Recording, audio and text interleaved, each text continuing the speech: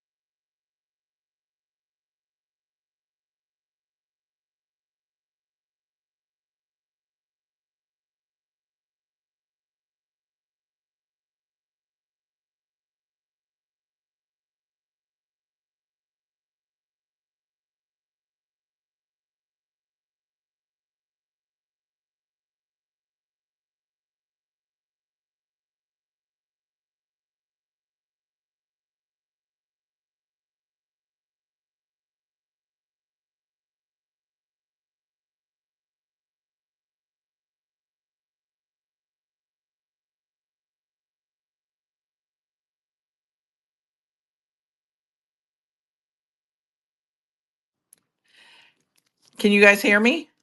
Alpha, can you hear me?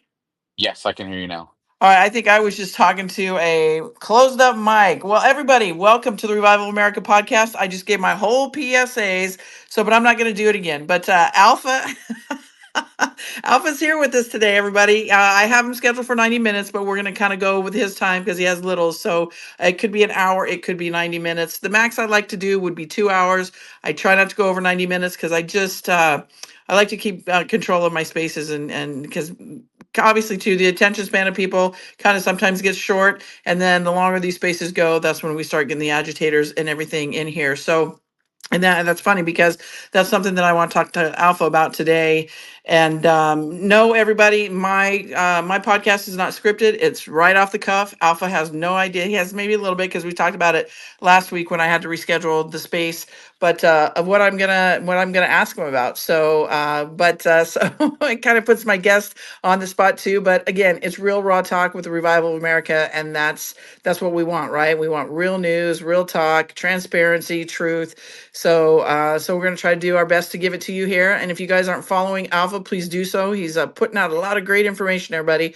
So click on his avatar up there and go follow him and check out his. He's on Spaces a lot, and then also too he has a. I think you have a couple You just came out with People or something like that, a new podcast, right, Alpha?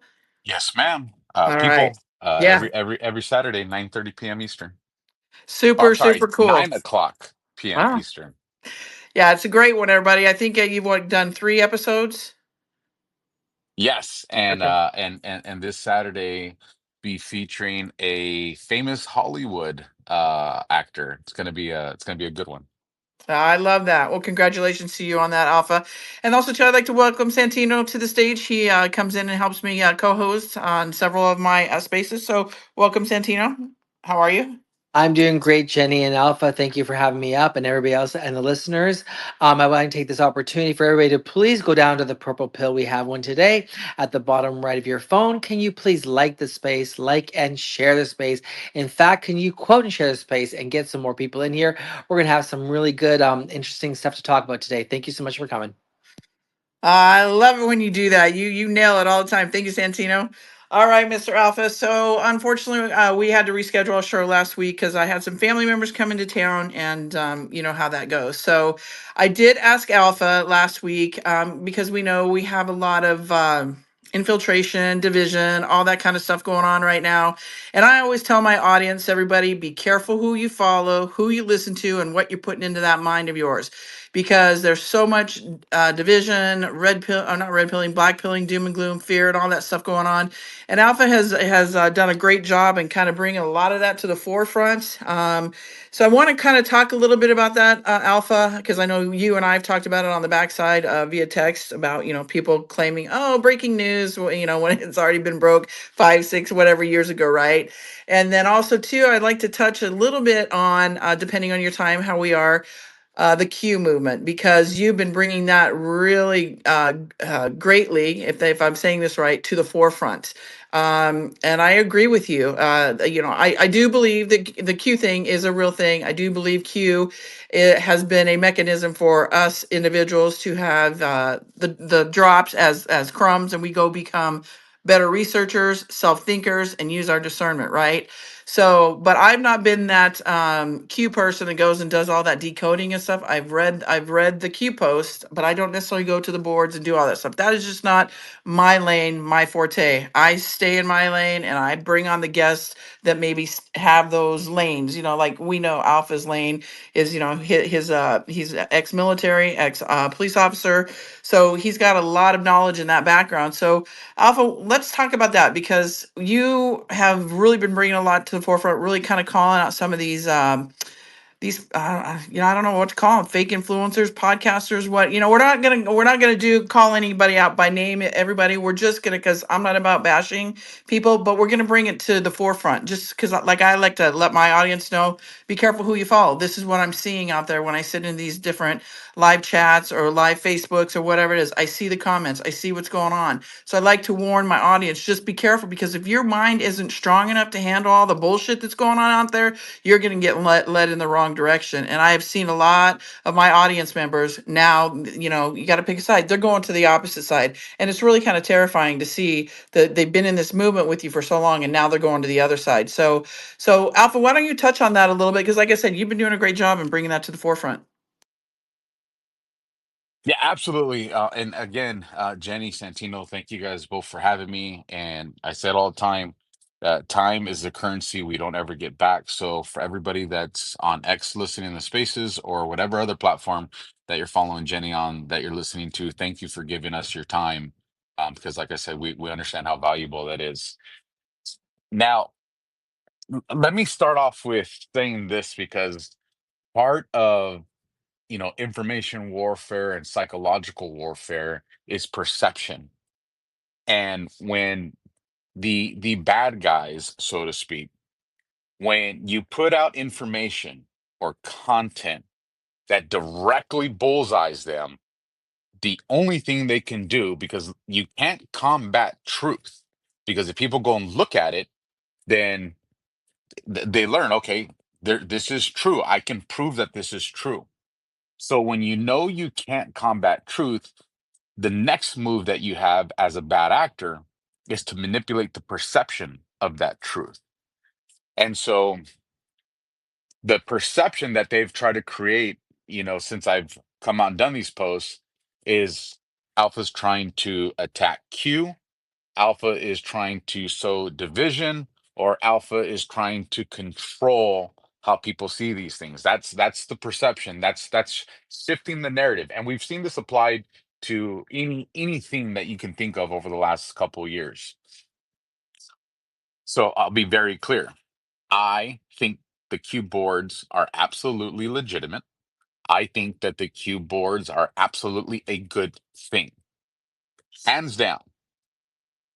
What my posts have been doing is identifying behavior and methods that bad actors or useful idiots have done to manipulate this powerful tool into something that is, for self gratification and whatever motive that looks like. And in worst case scenarios, nefarious intentions. um, just to kind of make people understand the scope of like where this conversation is going to go, I want to rewind the clock all the way back to prior to Elon formally announcing that he was going to be purchasing Twitter. At that point, all of you, and some of you like me probably even experienced it, if you dare cross the envelope of what was allowed to be spoken, you were deplatformed, you were censored, you were put in, back then we used to call it Twitter jail. Other platforms would either demonetize you or just outright ban you from the platform. Well, that was the way they were able to control the narrative. And when I say they, I'm speaking of the Mockingbird media, the bad guys, the deep state. And so when Elon came out and said, and when I say Elon, I'm including the entities that are behind them. So whether you like Elon or you don't like Elon, Elon was the face that was chosen for this specific um, phase. So when Elon came out and said, I'm going to purchase our Twitter, that put the deep state in a panic because they hadn't, and I'll explain how I can prove that they didn't have contingencies planned for this. They were in a panic because they thought they were always going to have full control over big tech, because they did, even when Trump was president in the first administration. So when they saw that they could control the social media platforms, and that during Trump's administration, and we're talking about the first administration, nothing had stopped them, that told them that they were in charge of the media scope. And in information warfare, that's one of the most, if not the most important platform that exists on this battlefield. So then when Elon said, I'm going to purchase X, that created panic. And now they had to do contingencies in real life. And how do I know that they didn't plan for this? Here's how.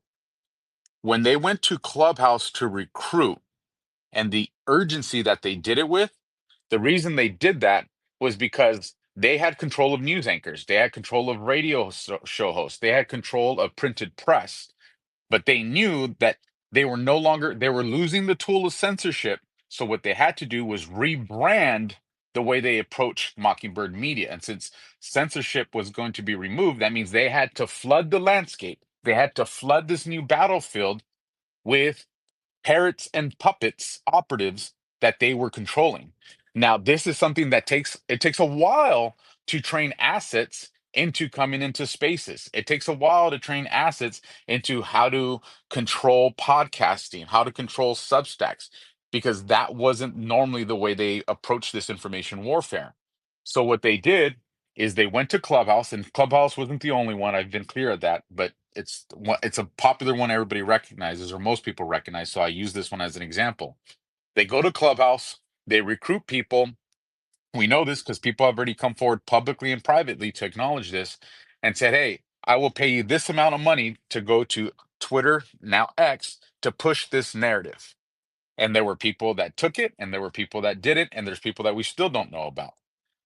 When these people came over to X, what you saw, and a lot of you will remember this if you've been around since, what a lot of people call the Clubhouse invasion, spaces all of a sudden had two dynamics.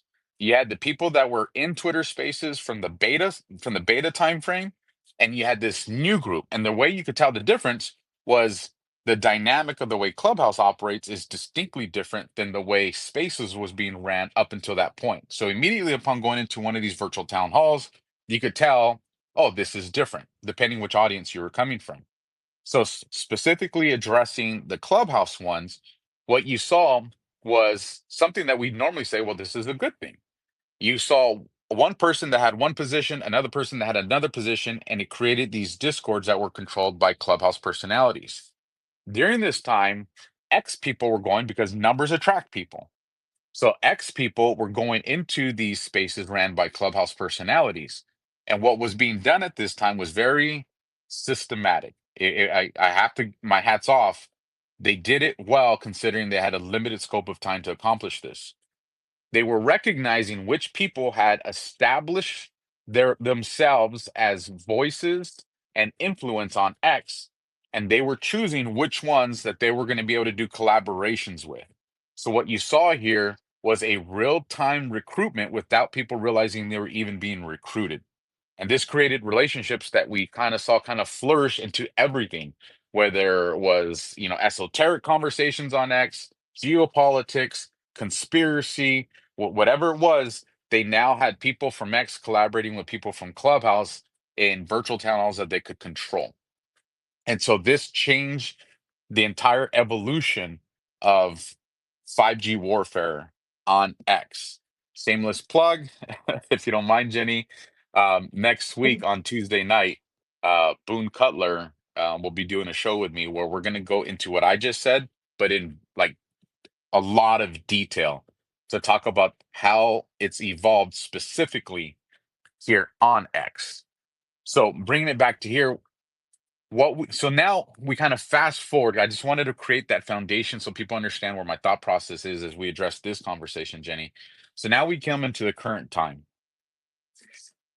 We see Q all of a sudden picking up a lot of momentum. We see Trump that came re-truth spiritual Street Fighter 17 several times with very undeniable positions on Q, with Q plus on the collar, statements. I mean, it was, there's nobody that can argue that anybody, even a normie that goes and looks at these artistic images, don't see that there's related to it directly, or at a minimum insinuated, depending on which artwork that you were looking at.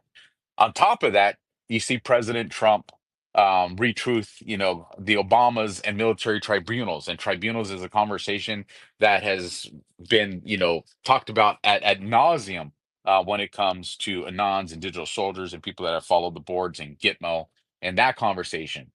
Well, leading up to that, prior to Trump making those posts, I had put out some posts. And what these posts were doing is, and this is to Jenny's question on the Q stuff, it was addressing behavior and methods that I needed people to understand. In other words, we're moving into a phase of a lot of stuff is going to start being, I don't want to say disclosed, but put in front of us And in those conversations, there's going to be stuff that's then disclosed. On top of that, you're going to see an accelerated relationship that's going to be exposed between the CCP and Israel, either independent of each other at a minimum. I would be willing to argue, and this was a conversation that I had with Josh last night from redpills.tv. We're also probably going to see a collaboration that's always existed between Israel and the CCP. Now, there's a bunch of different factions that are going to try to change the perspectives and muddy the water of all this, but Q is going to become very relevant in these conversations again. And so we had to do, in the military and law enforcement, even with your best special forces units, you got to have training every now and then that brings us right back to the basics. Anybody in here that's a veteran, it doesn't matter how many years and how many special assignments you had, all of a sudden you find yourself back on the grass, sitting Indian style, just practicing the basics: sight picture, sight alignment, and breathing. Because we get so dialed into the special ops of things that we got to make sure we remind ourselves that the basics are important. And what these posts were doing that I put out there was bringing everybody back to the basics. KISS, keep it simple, stupid. This is the sight picture and sight alignment of Q, but not just Q. Just psychological operations, um, decoding what the media is putting out there, and recognizing who's still on mission and who's not. Now, some people got pissed, and there's a host of reasons why people got mad. The obvious: the shoe fits and it hurt and it stung, and people were compelled to go address it because that's just the way narcissism operates. But the posts were also to remind good people who started in this movement with good intentions, but we're also all human. And when you're human, fame, popularity, notoriety, sometimes it starts to pull you off your original azimuth. And sometimes good people need to be reminded, oh yeah, I've let my ego and motive get the best of me. Um, this post, parts of it, maybe all of it apply to me, but I'm not a nefarious actor. This is a self check moment, and I need to drop my ego and get back on mission. And then there's other people who now get to see these posts and identify these behaviors with people that they like, don't like, or indifferent about. But it's meant to bring us all right back to a foundation of where we need to be and how we need to see the boards moving forward. Does that kind of answer your question, Jenny? Or did I lose myself trying to answer your question? No, no, no, you did good. I think you did good, and I think it's very important to explain it like you have, because like I said, I tell my audience all the time, it's important to watch who you're following and what you're listening to, because it can be dangerous. Some of the stuff that I've been seeing just here in X, how people are going after other people, and whether it be from doxing, whether it be like you're in a space, you're getting cut off, you're being name called. I mean, that's just not acceptable. I mean, we're all in this movement, supposed to be for the right reasons, right? So no, I love that you're doing that and bringing it to the forefront, because it's all about different patterns and behaviors, everybody, that you gotta pay attention to. And it's not about listening to every single person in space, or being in this chat, being in that chat, or on this live, or on that live. You got to tighten up your circle, everybody, because you're going to be forced to at some time to pick a side. And I think that time is now, because I'm seeing a lot of some of the people that have been riding right alongside with me through this movement, getting the good information, everything. Now they're going to the dark side, and it's terrifying, and it's really sad to see. So you got to be careful, everybody. But real quickly, Alpha. So I mean, what do you? Okay, so let me use an example. Like we were in a space yesterday together, and we have, this is a prime example right here, everybody. People are going after Cash and Dan Bongino, and now they're spinning a narrative that they're not good, or what are they doing, he's going to the wrong side. And no, these people are in high positions. We're in war, buddy. It's like Trump always says, we can't give our enemy the next move. So how do you know that they're not just kind of riding along with this? Because they can't tell us everything, right? So, what are your thoughts on this? Because, like I said, we were in space together yesterday, and it kind of was going a little bit left, and it kind of went back to your people kind of getting defensive about certain things being said, or when you talk about the Q movement, right? We kind of witnessed that a little bit in a space yesterday. So, can you maybe touch a little bit on that, and what we're seeing with this whole? They did it to Pam Bondi, right? I mean, they got to give these people an opportunity to do their jobs. What can you say to that regarding this Cash and Dan Bongino situation about Epstein suiciding himself? Yeah, no, absolutely. And this goes into a short post that I did yesterday. And I titled it "Welcome to the Trenches: The Digital Battlefield You Thought Was Just Social Media." And that people need to understand that we thought this was just a social media app. We think that this is just our timeline. But but what if you understand with what we talk about here that this isn't a social media application, but you're actually in the front line of a silent war? Because that's what I'm trying to get you guys to understand. Your thoughts are being hunted. Your beliefs are being manipulated. Your feed, whether it's X or whatever platform you're on, it has been weaponized against you. This is seriously, when I say the trenches of information warfare, that's what this is. This is a psychological operation that's being run 24/7 to target your mind. And hopefully in this conversation, we expose all of it, or at least enough of it, that you can kind of be able to use your discernment to kind of see who's behind it, to kind of recognize how it works, and ultimately how to take your power back from this. And hopefully this conversation that me, Jenny, and Santino will help with that. And Cash and Bongino is a perfect example of that. you know, to use an analogy that we've all been exposed to for about 2 years now, that's why I'll use it, even though it's a very uh, high temperature conversation. If you look at the Israel-Palestine conversation, depending on what position you take or what you say, you could be labeled as a Zionist or anti-Semitic, right? You're being forced into, if I have this position, that means I'm one of this or I'm one of that. When that completely can be not true. You could just be an American that hasn't a concern, that has a position. But the whole point is to create this psychological warfare that your mind, that before you comment, before you come off the microphone, before you make a podcast, that your mind already tells you, if I do this or say this, I'm going to be interpreted as that. Do I want it? And the whole thing is to make you self censor, or to make you not even make the statement at all. And that allows them to control the trenches of this information warfare. So when you look at Cash and Bongino came out and they make a statement. And words matter, especially in information warfare. They come out and they make a statement, and I'm going to summarize here, obviously. We've seen the file, it's a suicide, in short. And the internet lost its mind, right? Every, every Anon, and I love Anons and I love digital soldiers, but this application has learned how to control your emotions to near perfection. And I see the reactions. People's reactions show me you're not in control of your emotions. And that's the part that we need to do. We've kind of lost sight of, at a minimum, the 72-hour rule, but I would even argue the 72-minute rule.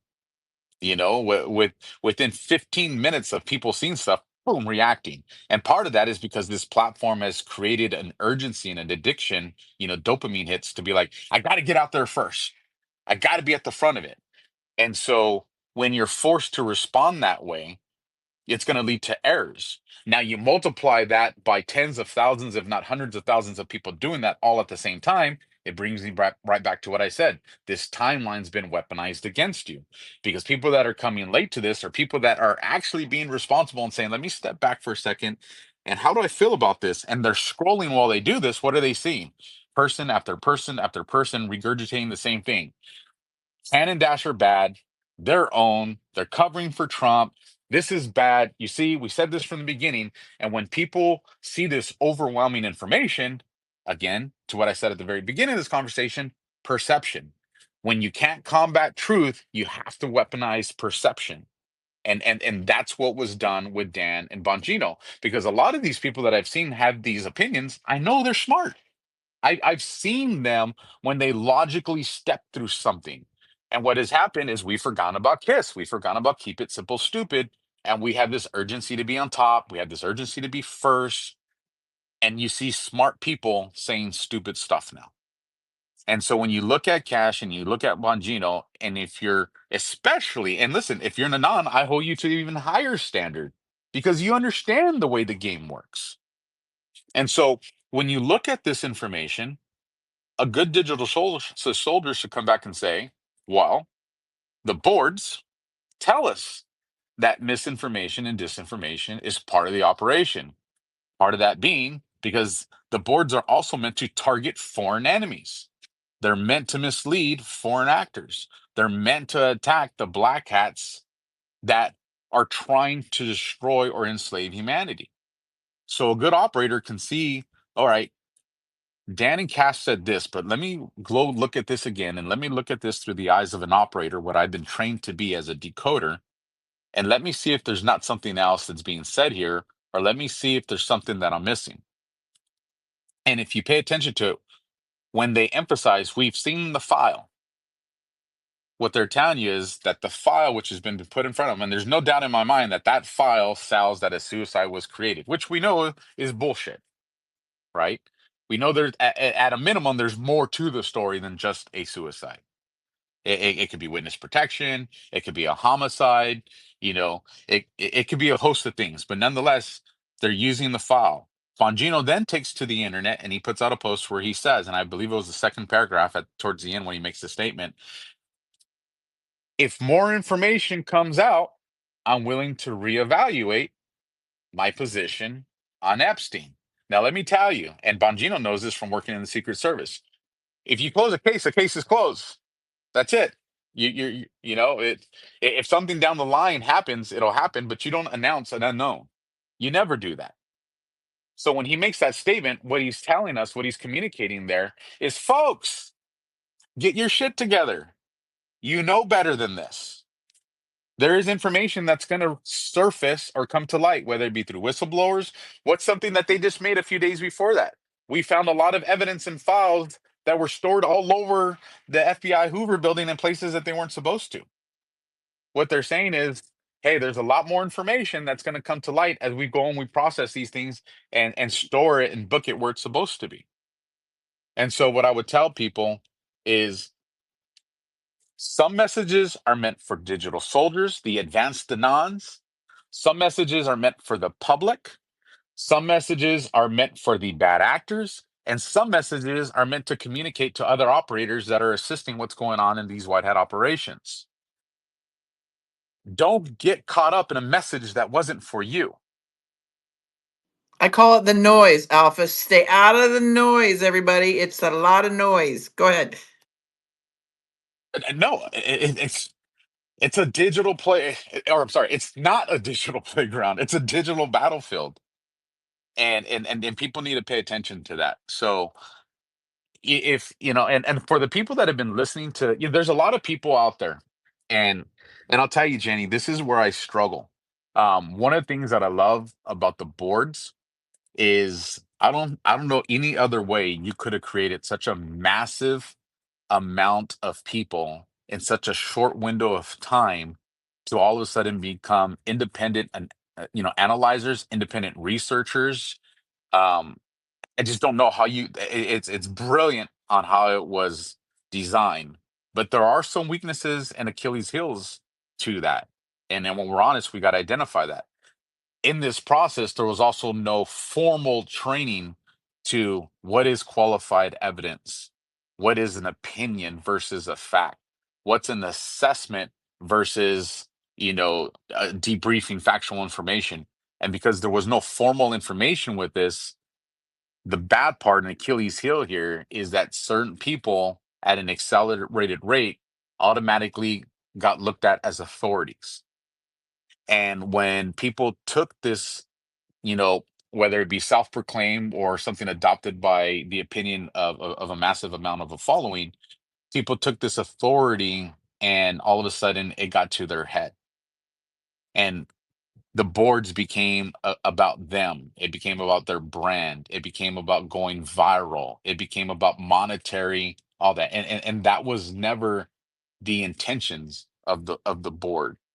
And so, and on top of that, like I said, you also have the ones that were deployed, deep state actors, whether it was NSA, CIA, FBI, special executive services, foreign actors, the federal agents, local agents, government contractors, NGOs, foreign militaries, religious institutions. I mean, anybody that has skin in the economic game of this world deployed people to take control of the boards, to take control of these social media platforms. Like it's really that vast. Like when I say this is the trenches of information warfare, these are the people that are entrenched with us.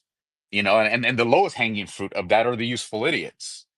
And all this is what you just said, Jenny. It amplifies the noise, it amplifies the confusion of what's going on. Because if you create enough noise, you know, people turn away from it because it's chaos. It's confusing. It gives you a headache. It stresses you out. It can create depression in some people. Like when General Flynn talks about psychological warfare, and we look at the evolution of warfare, and they're telling you that information is an evolution past guerrilla warfare, past bio warfare, past guns and bullets. That tells you how dangerous this is. The mind, as powerful as it is, it's also the most dangerous thing that exists in us. If each one of us lacks the ability to control our mind, it's the worst enemy that we can have. And aside from the poisons that they've put in our food, the fluoride in our water, and everything else that they dump through us through bioweapons and vaccinations, etc., they've done everything they possibly can to impact, destroy, or at least displace our mind. And so now we're at a point where not only, do we have to first recognize that there's this battlefield for our cognitive mind, but recognize how are they doing it?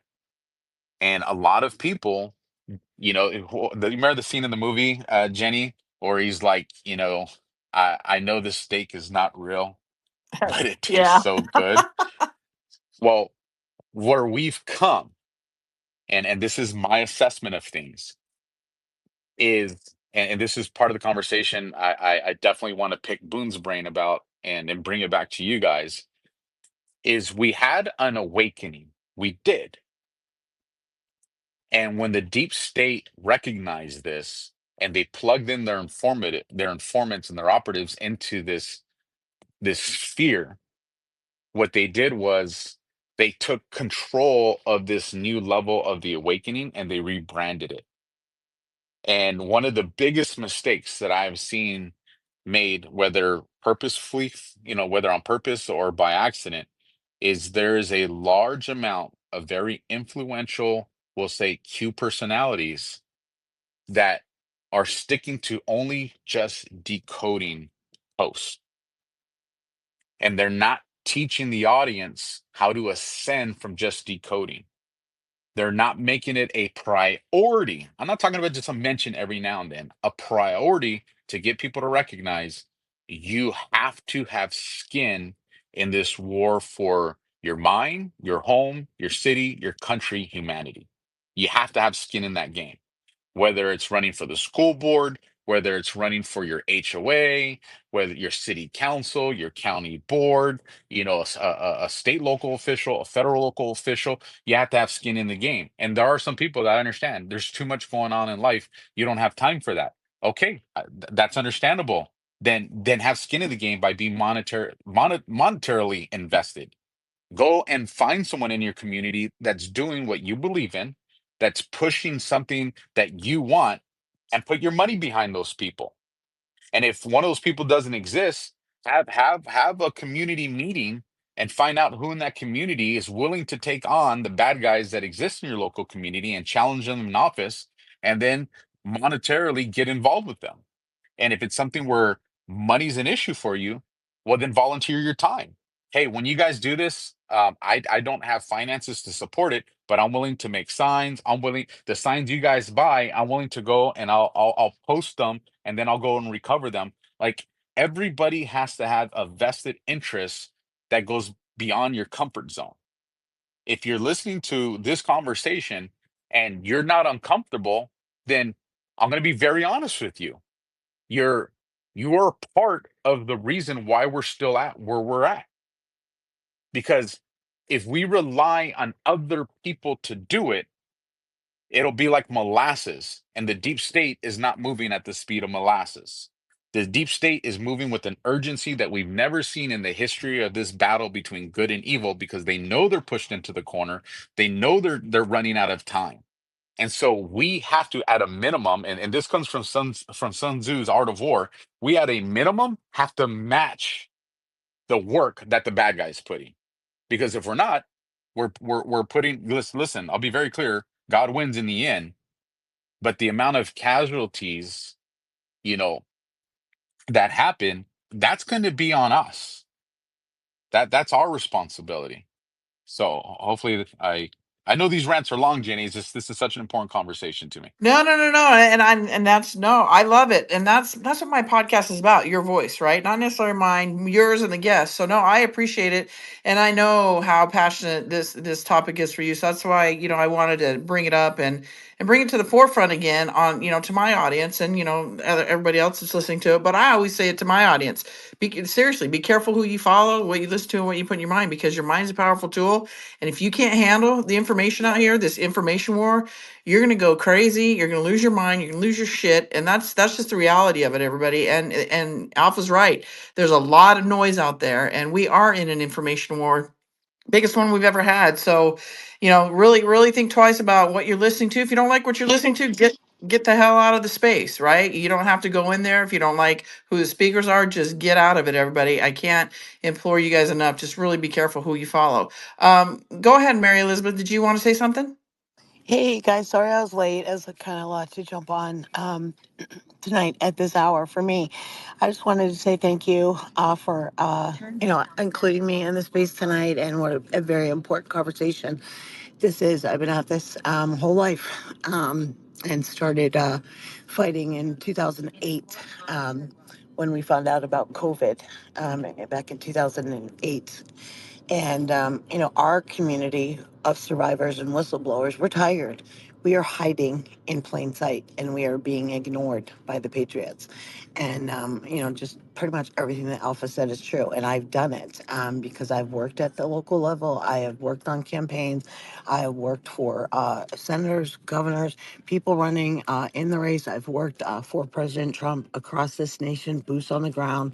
Since 2015, I've been punched in the face. I've been in jail. I am a survivor, and I was trafficked. Our community exists, and just like every other community, everyone jumps in and then they follow someone, and we've all done it, right? We've all done it. I've met with most of these big players that all came out, made a lot of noise, initially on Telegram. I've had, I think, 6 Telegram accounts. I've had, I think, 22 Facebook accounts. I have done lives at town halls and jail cells. I've done it all. And I don't know what everyone's so afraid of.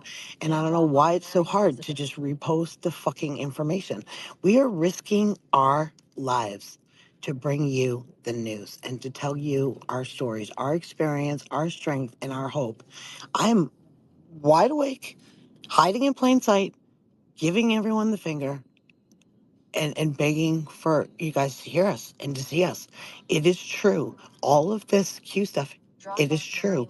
It is my life. Okay.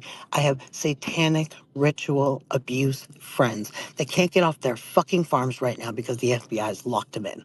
I have been surrounded by the FBI. I've been run off the road, helicopters, fit F-150s, Lincoln Town cars.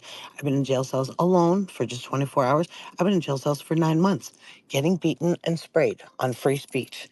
And I am in this fight, and I'm not going to stop fighting until they put another gun in my mouth. And this is what it takes. And if you can't do it, you can't do it. Just post. And why can't you post? Are your fingers broken? Are your fingers broken? Because mine, all of them have been. I got more metal in my body than a fucking F-150. And I'm mad right now. I'm mad. I'm tired. I'm hungry. I'm angry. And I'm alone. And I don't want your money. And I'm sick of all these patriots, I call them P-A-Y, patriots, cashing in and laughing at us. Why are you laughing at us? We're not fodder. We exist. We are real people. Our children are missing. Our children are missing. We've missed years of our lives because of this government, because of the FBI, because of the CIA, because of Mockingbird Media. And we are sounding the drum. And please, not Jimmy Caviezel and Glenn Beck sound the fucking freedom. Fucking scumbags. Absolute fucking dirtbags. Okay? All of them. I worked at the fucking border for Michael Lewis Arthur. He's trafficking children. Okay? So is Craig Sawyer. They've all admitted it. We need to pay attention, and we need to pay attention to the people that are trying to get the message out, that are survivors. Emma, look at Emma Catherine. Has anyone on this feed ever listened to Emma Catherine, who's an award-winning journalist, not a survivor, risking her life, giving all of us a voice? Well, everyone posts and scrolls. Jesse Saboter. What about Jesse? Why don't they let her speak? Timothy Homestead. Why are we being Well, ignored? hold on just a second, real quickly. When it comes to those individuals, unfortunately, there's been some. Yeah, we're not gonna No, say names or anything here. but So the thing is, I know these people. Okay, I have been I across this understand, country but and that back. real quickly, Mary Elizabeth.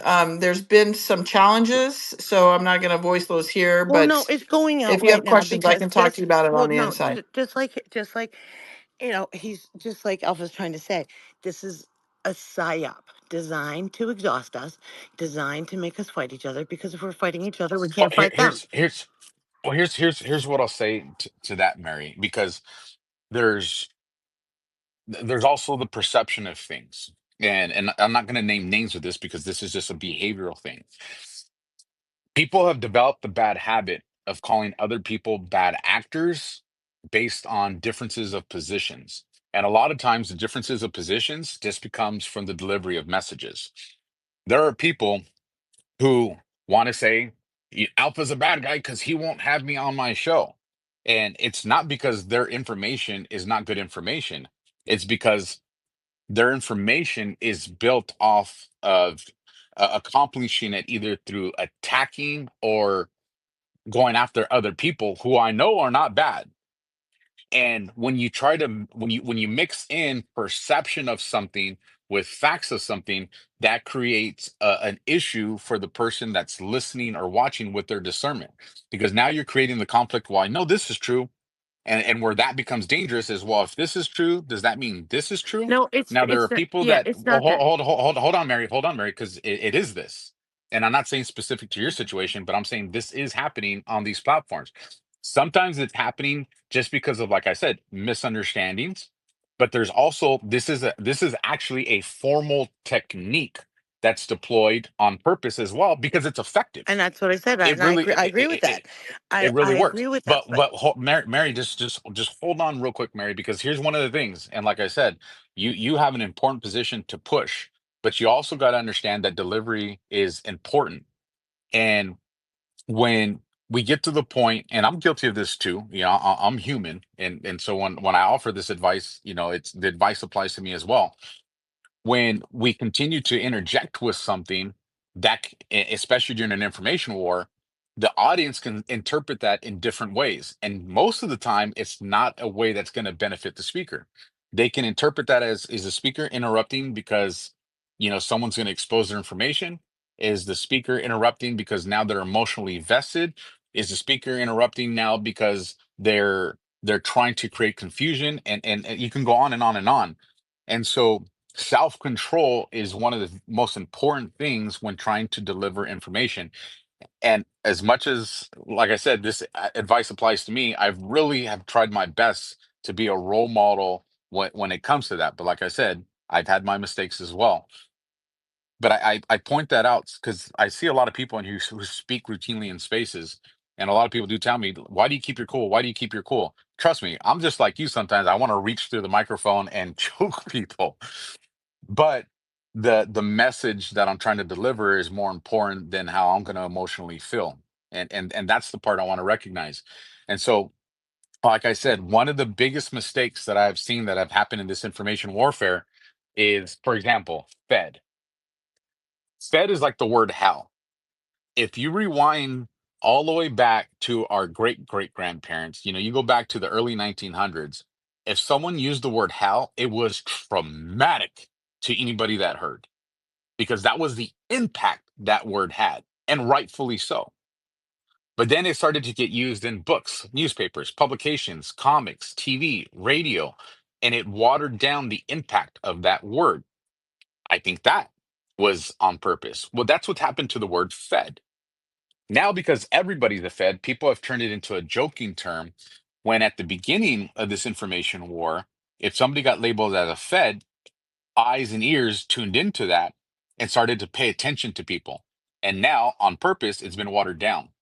And so when we come out and we start saying, well, this person's bad and this person's bad and this person's bad because they don't do this or they don't do that, that can become very dangerous. It doesn't mean that it's not true, but what I can say is I have firsthand knowledge of where that's been deployed in situations that I affirmatively know that it's not true. And so that's why I'm saying my advice to you, Mary, and to the people who are survivors is forget about the people that are trying to block your message and focus on your message and let your message speak for itself. The people that are trying to block it will expose themselves.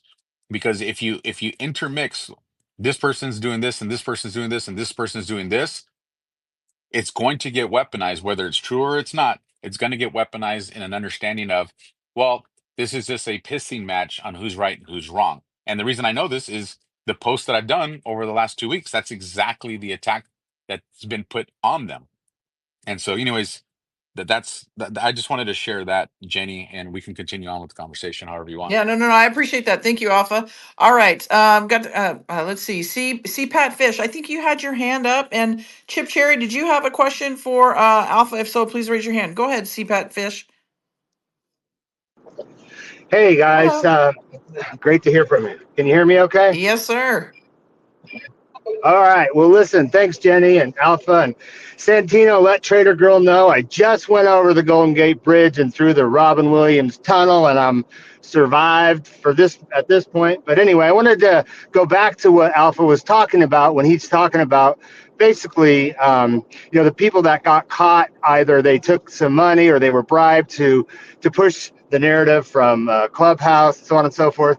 Don't you think also, though, it's kind of brilliant if you're 40,000 feet up, you get to watch these people by their fruit. You get to watch how they're coming. They're exposing themselves by doing that. So really, really, really, isn't it kind of a social experiment in one way where they're bringing themselves up and now they're also identifying their character defects and or criminal defects for that matter? It, it, if they were doing it only for that, yes, I see what you're saying on that, CPA. 2025 is the year of exposure. But when you have people that are on the good side of the operation and have been very clear, and I know of two different generals who are good people who are very clear. If all you're doing is decoding, you are lazy. And these are generals that the vast majority of the good people respect and look to as leaders, including myself. So when they start to communicate to the message to people like me and others that have also, gained a following and an audience, that tells me, okay, uh, it's time to course correct. It's time to recalibrate our azimuth. And what they're telling us is it's time to evolve from the way we were doing things. Now, it could be for several reasons, but two of the main reasons that I would consider is they're trying to evolve our messaging and our direction because the warfare itself has evolved. And if you look at the boards, the way they were designed, it's a living entity. I'm not talking about like living entity as far as like, flesh and bones. Who knows? I'm talking a living entity as in it was when it was created with the design that was going to grow as the the consequence of what it created grew. So it was this, however you want to look at it, whether you look at it the actual real people that are involved or the quantum intelligence that's behind it, it's evolved. And so if it evolved in the way they anticipated, well then we're still on playbook and we're going into whatever phase they're directing us. But I also understand that it could have evolved in a way that they didn't anticipate, so they have to adjust their playbook. Either way, they've been very clear We are beyond just decoding. And I think if there's any two messages that I want people to, when they leave, what was that about? These would be the first ones. One, recognizing that this is not just a social media platform, that this is a digital battlefield that was designed to take control of your cognitive mindset. That would be the first thing. The second thing is, out of all the stuff we talk about, that we are now evolving on the way we've been doing this warfare into a way that's going to keep pushing us towards the mission we want. And the fundamental baseline for that is individual and local involvement. That's the simplest way to break that down. So as we talk through everything, those are the two main points that I want everybody to at least walk away with. Right, but I would ask too, though, just to follow up with that, if you're trying to bring them out of the darkness and into the light, wouldn't you say that, yes, it's not, they didn't learn their lesson? I understand what you said. It's very dangerous. I do understand the battlefield. But if you're trying to find these people and they're exposing themselves by doing what they've done, whether they know it or not, at some point they're going to have to stand up and they're going to have to be counted for. Is that correct? They are, but that's not the priority. The priority of having them expose themselves is for me and you and the audience that's here listening.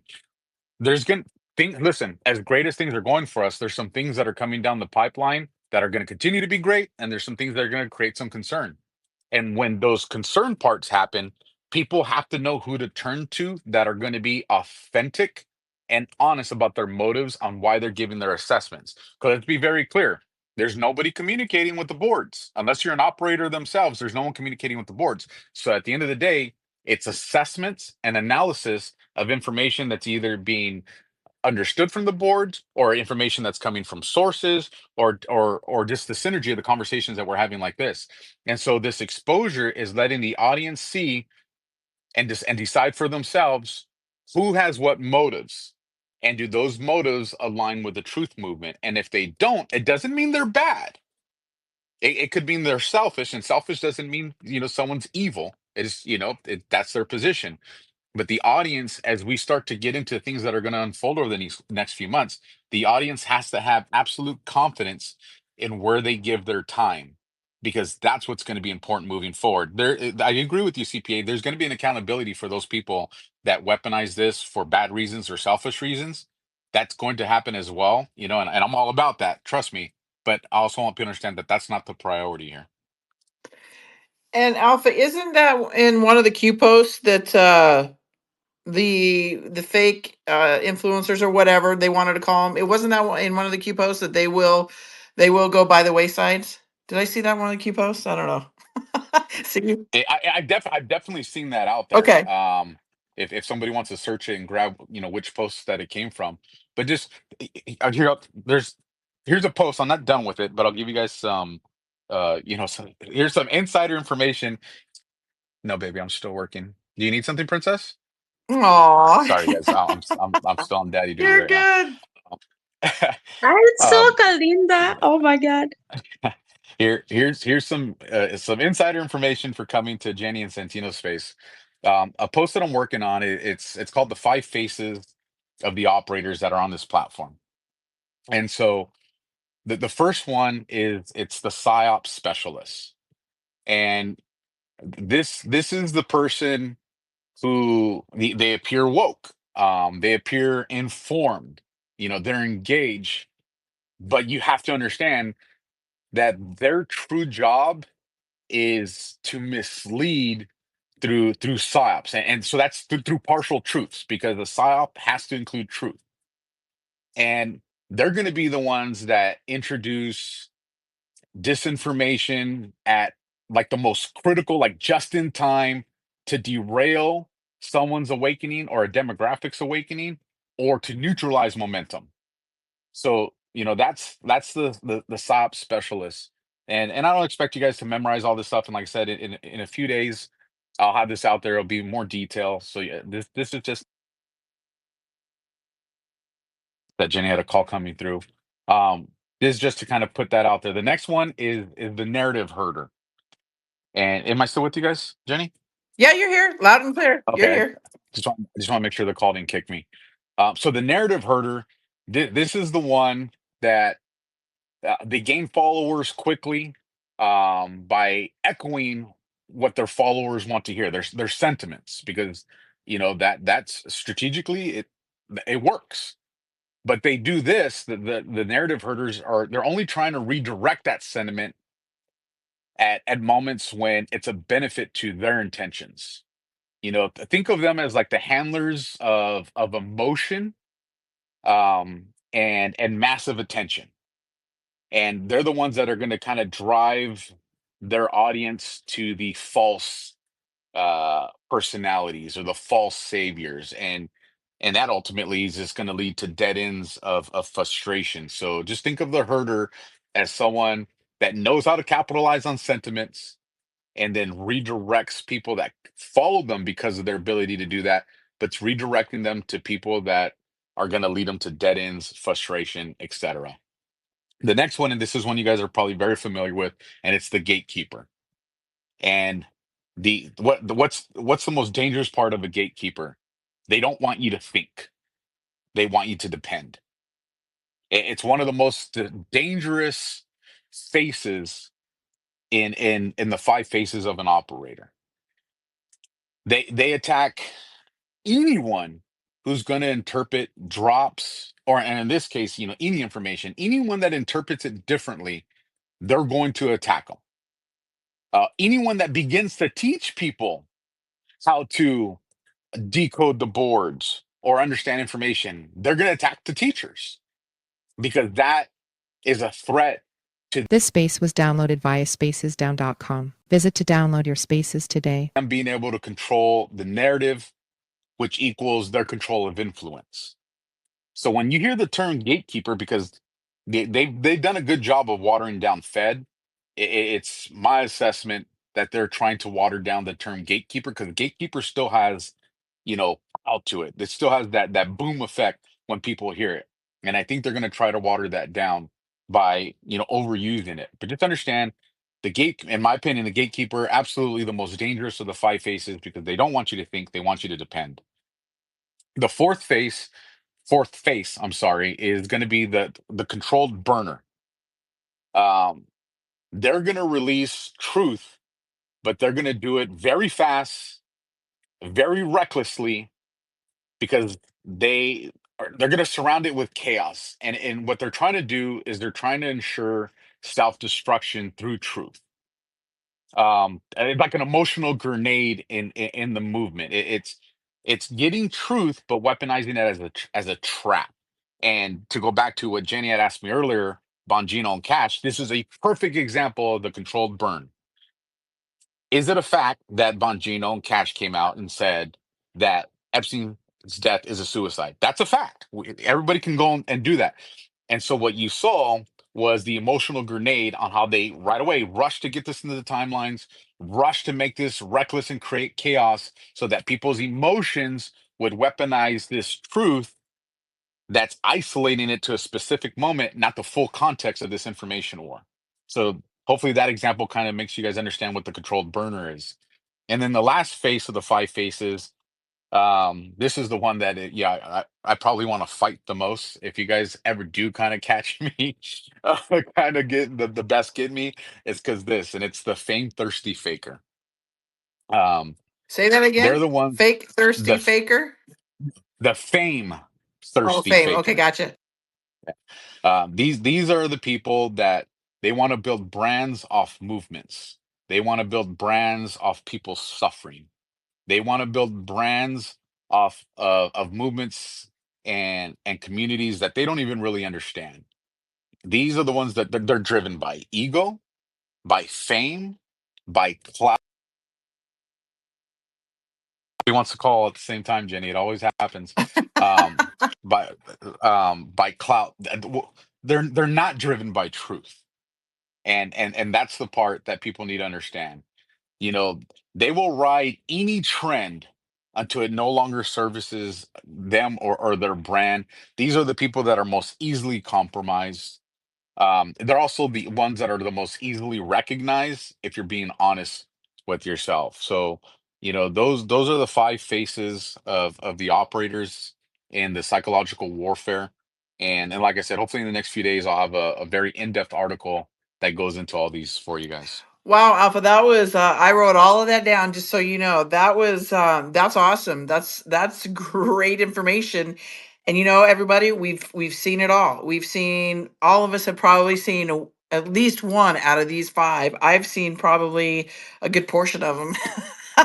So thank you, Alpha. I love that, and that was awesome. Thank you for that. Okay, Chip Cherry, your hand is up. Go, Well, oh, go ahead. to that point, before Chip goes, you know, and my cadence was slow on that on purpose, because every single one of us could picture people in every single one of those, to the point you made, Jenny.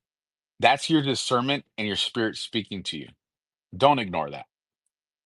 Amen. I love what you're doing, Alpha. I love how you are just breaking this down to a T. So everybody, if you're not following Alpha, I'm sure many of you are. If you're not, please go follow him. He's giving you great information, and he's one of the true ones out there, buddy. And it's hard to find. However long you've been in this movement, you're gonna find these fly by nights. They come and go, right? And there are many of these faces that he is talking about. Because, like I said, I've seen probably all of them. And but no, this is huge information that you just gave us. So thank you for sharing that. And real quickly, how you doing on time, Alpha? We're Okay. good. I'm monitoring baby cameras right now. I do have my little 2-year-old gremlin Oh, that is wanting. She's in this phase, you guys. If you allow me 20 seconds yeah. to share a daddy moment with you guys, she's in this phase where she just wants to take off her clothes, and I have resulted back to going to the onesies that still fit her, because I'm figured long sleeve onesies and little buttons, at least all that does, what I've learned, is this buys me time. It buys me time to run over there and be like, I got to get you dressed again. um she keeps her pamper on, thank goodness. But there's been a few where she's just like, nope, I'm going full blown birthday suit, and I didn't catch it in time, and all of a sudden I'm running to a playpen and there's a mattress with baby pee on it. And then it's one of those things where you're just, it always happens when you're tired, you're behind on work, everything's going crazy, and now you got to go and do laundry, clean a mattress, and do all these things. Like, I absolutely would never trade it for anything, but boy, is it exhausting. Oh, bless your heart. See, look at that, guys. He's a true father, true man, and he's a truther out there. So I love that. Thank you for sharing that story. I think that's awesome. That just gives you a little bit more of an insight of who Alpha is, everybody. So yeah, that's awesome. Thank you for that, Alpha. Go ahead, Chip Cherry. Your hand is. Oh, and Santino, you had your hand up. Did you want to say something real quick? No, I was just going to tap into what Alpha was saying. It does not get any easier. I, for one, when I was young, 5, 6, any place I used to go, whether it was a family function or a wedding, all my clothes were come off, and I started running around the room, and my mother had to try to catch me. It was always a thing. It's just something I used to do, and it just doesn't get easier. So I'm giving you the FYI. Thank you, Santino. Go ahead, Chip Cherry. And then All Patriot right, Z, you can go after Chip. I got to tell you, Alpha man, I'm a proud father of a daughter, and they're gonna have you wrapped around your finger. She'll have you upside down for a long time. So get used to that one. But yeah, man, I'm glad to be on here. I appreciate it. I usually catch you guys on the recordings later. I've appreciated all y'all's information, and Jenny's awesome. Santino, I was on some of those. I've been listening more and more, and been looking into this stuff for 5, 6 years, and you felt like it was moving at snail's pace, and now it feels like it's a complete, um, in comparative to 3, 4 years ago, it feels like a fire hose of information firing out. So it's kind of awesome.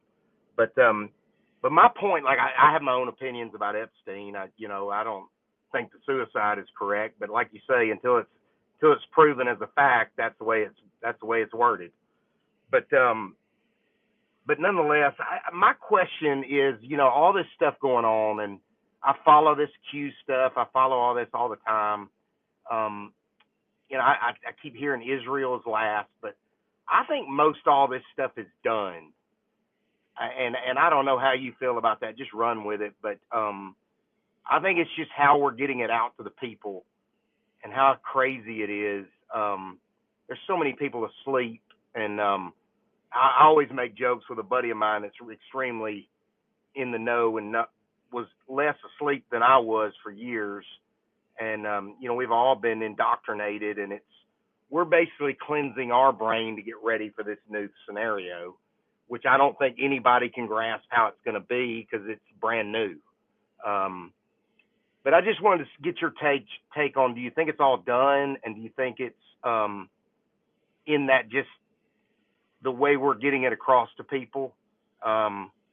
I just think all the Nasera Gesera, the the I've got Iraqi dinar and XRP and silver and yada yada yada. But I joke with my buddy, where's my check? And we're just joking, but it's I think all that stuff is close. And if they gave me 1/10 of what some of these numbers come out, I'd be a happy camper and go kiss the ground. But anyway, that's the main thing I was asking. Do you think this thing is completely? Do you think this whole military operation is done, or is there still more to go? That's a that's a great question, Chip.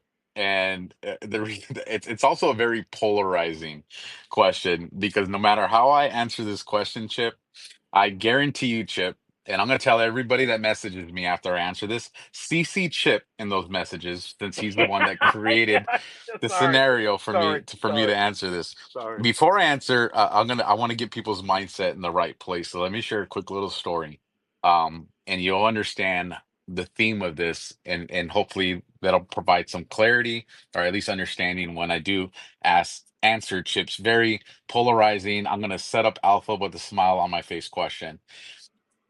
When I was younger, I asked one of my older cousins. It was a religious conversation surrounding God, and how do you deal with people that say God's not real? And he gave me an answer that is obviously stuck with me to this day. He was talking about a conversation he had. I was not sure if it was a buddy, a fellow Marine, or a coworker, but it was somebody new, and they they were telling him their position God wasn't real, his position that God is real. And so he told this person, if you're right and God's not real, what's the biggest consequence to my choice in believing in him? Oh, amen. I led I led a fairly honorable life, try to do the best that I can, try to live in a way that was going to be a benefit to society. Like there's very little consequence, if any, to living a life where you believe in God. And so then he told the person, but what if you're wrong and I'm right? What's the consequence of your decision? Is it something that means, you know, hell? Does it mean, eternity in this bad place? If you're someone that believes in, people that are born again, I can't think of that word right now. Does that mean you're going to come back as a bad person in the next one, or maybe a goat Yeah, out in the Middle reincarnation. East? Reincarnation. Thank you. And yes, for those that caught that goat in the Middle East, that was a very racist joke because it was funny. Yeah, yes, it is. Um, yeah, they're that's going Sorry. to create drama for Jenny and Santino. Uh, I'm a Marine. You guys got to forgive me from time to time. I am still human.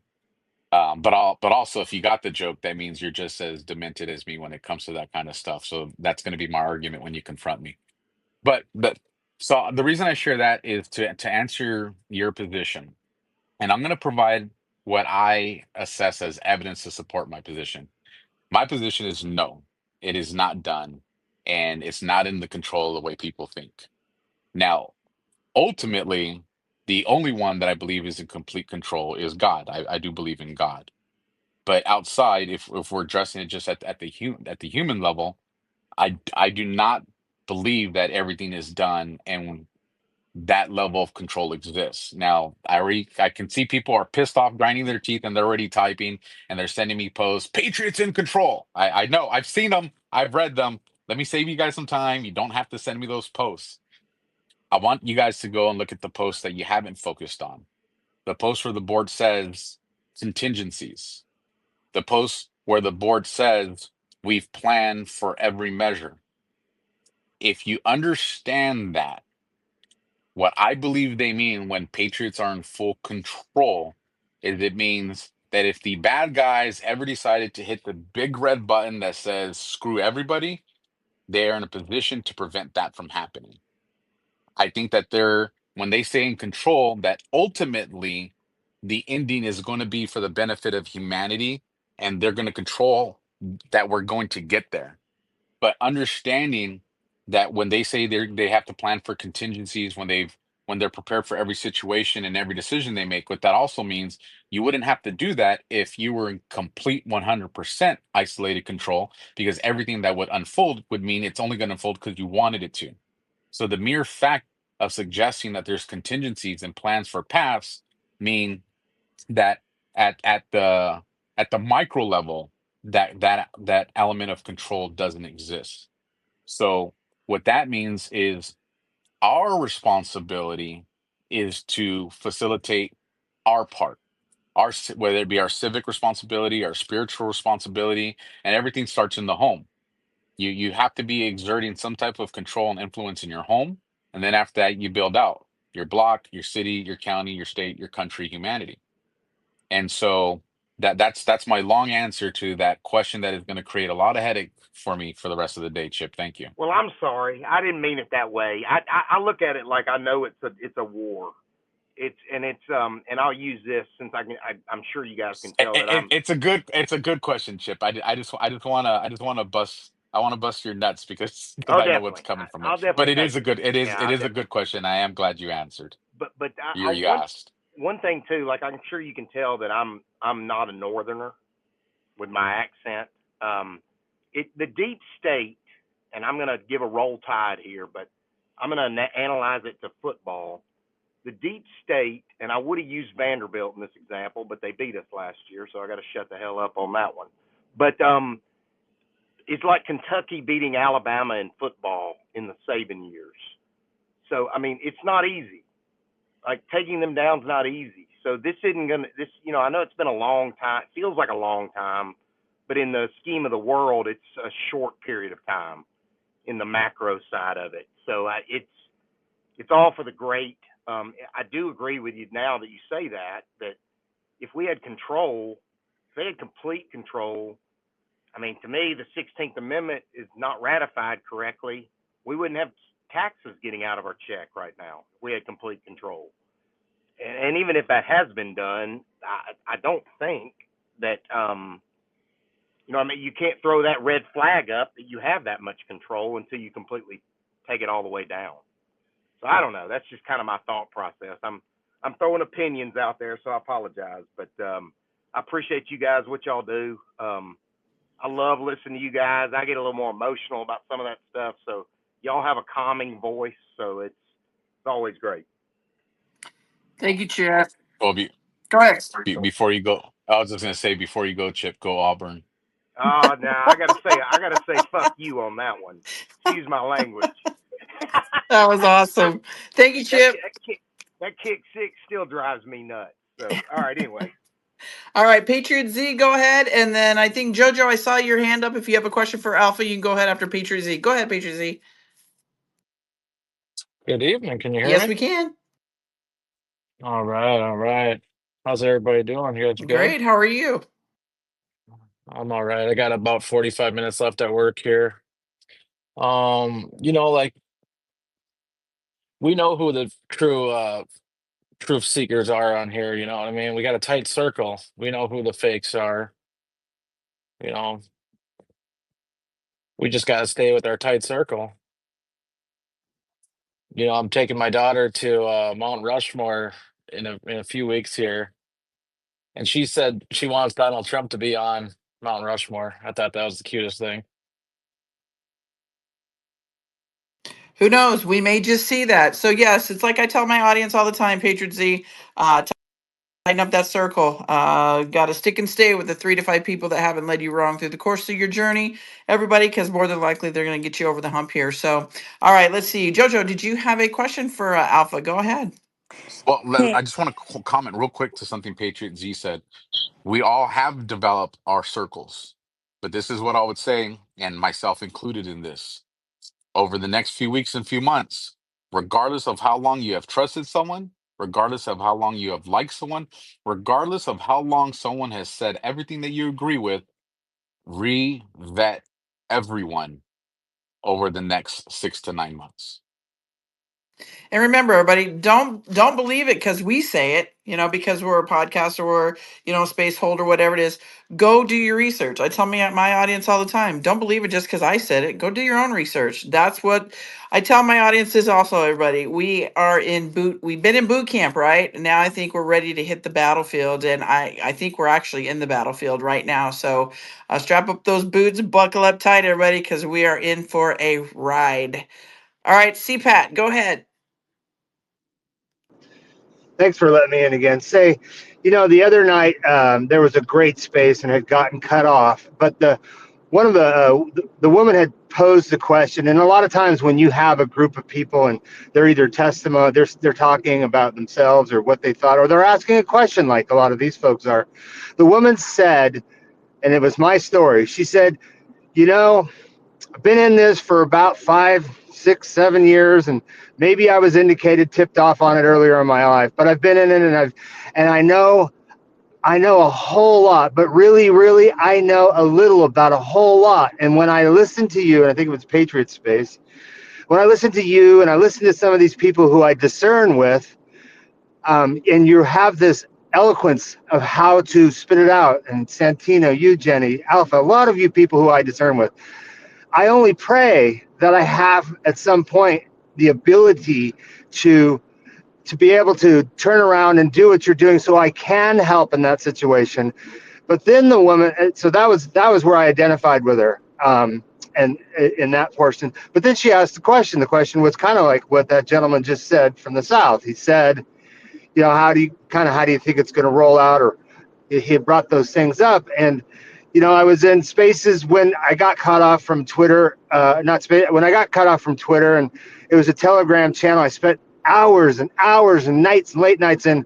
And one of the things that came up, and it was about the red wave. And the red wave possibly when it gets to a point when there's a percentage of people that their red wave is in their face, and it doesn't matter who they are at this point, but they're so red, so mad that there's enough people that if you're basically not mad about the children, the lies, the money, and all that, you're not in that red, that we get so mad as a society, we finally say no, no, that's enough, not happening anymore. That was kind of where I kind of felt where we start to see that red wave being not a Republican, not a Democrat, but a society. We're pissed off and we're not going to take it anymore, kind of thing. Do you want to respond to that, Alpha? Or are you busy with Princess? Also, too, we'll be real quickly before Alpha gets back here, everybody. That don't be surprised too if you guys have been following somebody for quite some time. I've seen it. I've seen it within this movement, and I'm seeing it more now. And I think we're gonna, like Alpha says, we're gonna continue to see it. Moving forward. If you've been following somebody for so long, and all of a sudden you see them going to the other side and they're pushing the narrative, we're going to see that, everybody. We're going to see somebody we thought was doing the right thing, good and everything, and then all of a sudden, boom. And you're going to be shocked as hell, and you're going to be probably hurt. You're going to have all kinds of emotion going on. But just know in the back of your head, this is all by design, everybody. So just don't be surprised. Not if it happens, but when it happens, because it is going to happen. And I mean, like I said, we're already seeing it. Alpha said it. We're already seeing it. So just be prepared for that. All right, Alpha, you there, my friend? You can buy me 20 seconds. Okay, I'm counting one. I'm kidding. All right, Jojo, do you have a question for Alpha? You want to? Just Jenny, I want to tap off what Catfish was saying, I want everybody to know, I want to echo this, that everybody has a voice in this movie. We all have information to bring to the table. We learn from everybody. So, I mean, I don't want anybody ever feeling intimidated or shy to come up and speak. Say what's on your mind, say what you're feeling. We are all learning, including us three up here. Everybody's learning. There's so much new information coming out every single minute of the day. So, we appreciate everybody. I appreciate everybody. I appreciate everybody I meet in these spaces. But you know what? We have to have a discernment. We have to keep our heads on a swivel. People do change. We see that with people change in our personal life, people change in our families. So, you have to keep your eyes open and not get your guard down. Let it down a little bit, but always keep it at some kind of mid-glass level, just to be on the safe side. But Catfish, thank you for the compliments. I just want to echo that everybody has a voice. I don't want anybody to feel less than than what we are. Everybody's equal, equal, equal, equal, and that is what this movement is about: bringing people together and being equal. Thank you so Amen. much, Jenny. I just want to say that. Oh no, no, you're good. Amen. And I second that, CPAT, because that's what my podcast is all about, people's voices, right? That's the reason I created, and obviously for the children, that was the main reason. But then also too, in the beginning of all this, so many people came to me and said, "How do you do that? I'm too afraid to say anything. I don't want to lose my job, my family. I'm getting censored, whatever the story was, right?" And I'm like, screw this. And I prayed about it for a year. I did my podcast for We the People's Voice. It's real raw talk. There's nothing scripted. There's nothing edited. It's just us speaking. So everything that we are talking about right here, nothing's going to be edited. It's real raw talk. It's transparent. It's real shit. So yes, thank you for the compliment. And Catfish, whatever you decide to do, and when you feel right, it's going to happen. So, and you'll do great. I've seen you in many of my spaces. So thank you for being here. All right, Miss Alpha, Mr. Alpha, are you ready, Freddie? Yeah. So to the CPAT, w- if don't let equipment be what slows you down. Because then there'll always be some piece of equipment that you can think of. If you feel it in your heart and the calling's there, just grab your phone, grab a microphone or a camera, and just go. Let the visuals and the aesthetics of it, let that come in time. Remember, the most valuable part of a podcast is what you're saying or what your guest is saying. Everything else is just dressing it up. So, just if your heart's there, follow your heart, man, and help others along the way. One of the things that I've seen that has broke my heart in this movement is people act like there's a limited audience. Nobody wants to help anybody. Everybody acts like we're all fighting over the same million people, in a world that has how many billions? That's a conversation for another day. But you get the point I'm trying to make. There's a huge world out there. So just help each other along as you go. There should be no people trying to gatekeep how this works. The other thing that I'll say here, this would be my advice: don't go watch other podcasts to figure how to do yours. Just do yours. You don't want to mimic something else because that'll take away from what makes you unique and you special. Your loyal audience, the one that's going to stick with you forever, they're going to be there forever because they like who you are, not who you want to be. And so just keep that in mind as you start and grow. Amen. You got to set yourself aside from everybody else, right? So, yeah, I agree with you. Don't let the microphone or anything intimidate you. Although, I'll be honest, when I sat in front of the microphone, because my background is marketing and sales, real estate and mortgage, right? And, I've spoken in front of crowds and stuff, but who would have thought that this damn microphone in front of my face would be intimidating? It was. I would critique myself. I would do this. I'm like, oh, screw it. I'm not doing that anymore. I'm just going to go no editing and just do it. If people don't like how I sound, well, too bad. So we're our own worst critic, everybody. I think you'll be actually surprised once you finally do it. See, Pat, you'll do great. But yes, do definitely set yourself aside, make yourself different from everybody else. That's one thing I have learned in sales. And then also be authentic, because people eventually, people are going to come to you because of you. They're going to go to your podcast because of you. People are going to buy a house from me because they want to buy a house, from me, because I've treated them right, or they want to, if they wanted to get a mortgage. That's all kind of stuff that I learned in sales. So yeah, I think you'll do great. I've heard you speak in several spaces, and you do great. So good luck with that if you do decide to do it. Go ahead, Jojo. Hey, thank you so much for having me. Um, Alpha, I just want to say thank you. I found you right at the right time. um, I was pretty heartbroken. I almost like completely took a break, and you've put some stuff out there that addressed what was going on in my soul, in my head, and it just, I don't want you to think that I got a lot of emotion out of it. It was confirmation. That's what I received from your posts. And I just want to say thank you. And I'm hoping that the you said the five faces. I'm hoping that you have a space after that, because I think that we all have dealt with those, myself recently. But how do you so my question is, how do you handle it? Like, I just unfollowed, you know what I mean? But there's a part of me that's like, I should have like been like, dude, this is not what you're supposed to say, you know? Or um cuz i've I've put in your comments, Alpha, about how I'm seeing people that want to tell people how to think. They want to give you a list of followers of who to follow. They want to tell you who one of the 10 is. I mean, just all kinds of stuff that when I learned back 5 years ago, we just never even thought of that stuff. You know what I mean?